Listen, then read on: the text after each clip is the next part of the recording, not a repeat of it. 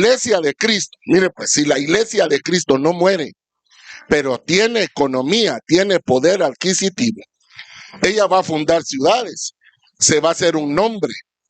Fíjense que yo he estado viendo en las redes ahora en internet las distintas iglesias que hay en Italia, solo en Italia.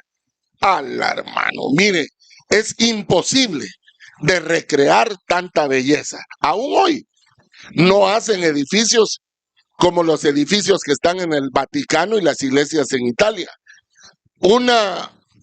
¿Cómo le explico? Una exuberancia que cualquiera que entra y dice, ¡wow!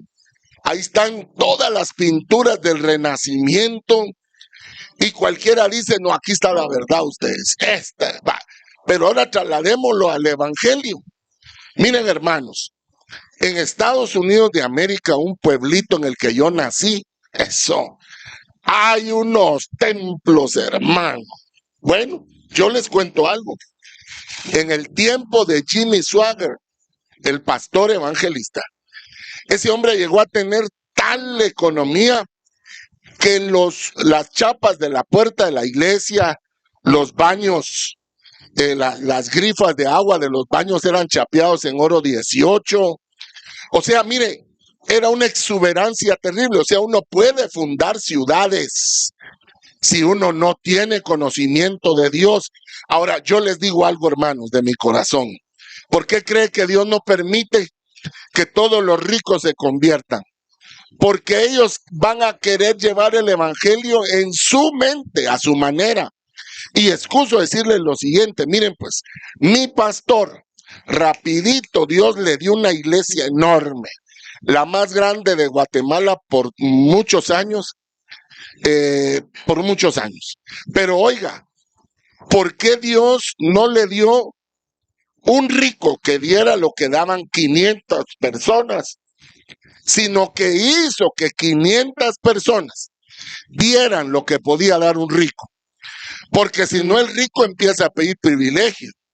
El rico no quiere lavar baños, no quiere cuidar carros, no quiere cuidar niños, no quiere. El rico dice, no, yo estoy sosteniendo la iglesia, va, y mejor si hoy predicas contra los gays, dice, no, mi hermano, que me caiga bien, dame qué culpa tiene que haya peleado, saber con su traído cuando era del mundo. Entonces note, Dios en su fineza nos va enseñando cosas. Dios escogió un pueblo que salió de Abraham, que venía de Ur de los Caldeos, que actualmente es Irak, conocido como la Mesopotamia, porque era una gran planicie hasta el día de hoy. La tierra de aquel lugar es rojiza, nuestro padre Adán era de color rojo.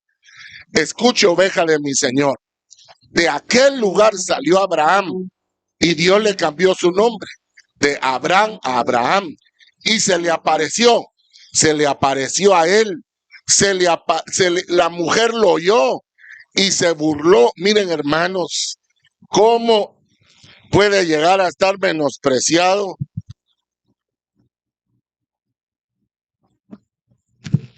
¿Cómo puede llegar a estar menospreciado Dios, hermanos? Que a Sara le habló, oyó la voz de Dios y la otra se burla de Dios, hermano.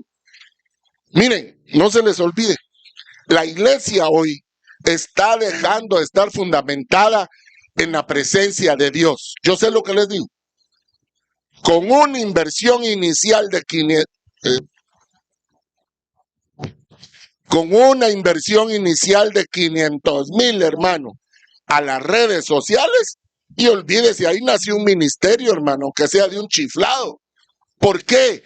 Porque es parecido, ¿sí o no? ¿Se acuerda cuando se llevaron los escudos de oro de la casa de Salomón? Vino aquel otro y fundió otros de cobre, de bronce, los pulió y parecían de oro, hermano, idénticos. Entonces cualquiera decía, no, si ahí están los escudos, y eso significa que Dios está con él. O sea que la iglesia puede recrear mucho de lo que Dios hace o ha hecho.